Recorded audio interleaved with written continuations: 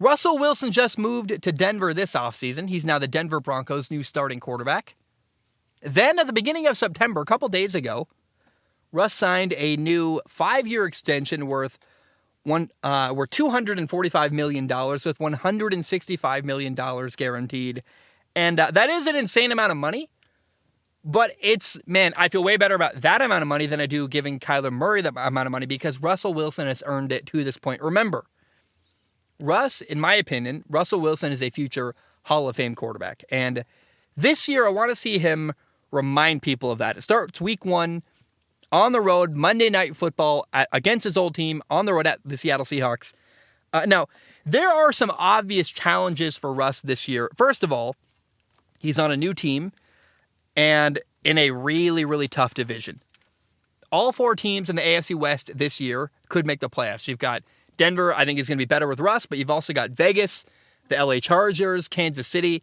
Plus, on top of being in a really good division, Russ has a new coach this year, Nathaniel Hackett, a guy who has never been a head coach before in the NFL. So that's a concern. How is the new coach going to fare? Also, one of his receivers, Tim Patrick, tore his ACL in training camp, so that's a big loss as well. Now, that said, I still expect big things from Denver. Things got stagnant in Seattle with Russ. In my opinion, Seattle did not properly support Russell Wilson. He needed a fresh start. He's getting that this year in Denver. And I also really believe that nationally, Russell Wilson has been, for his entire career, underappreciated during his time in Seattle. He was kind of buried up north in the Northwest.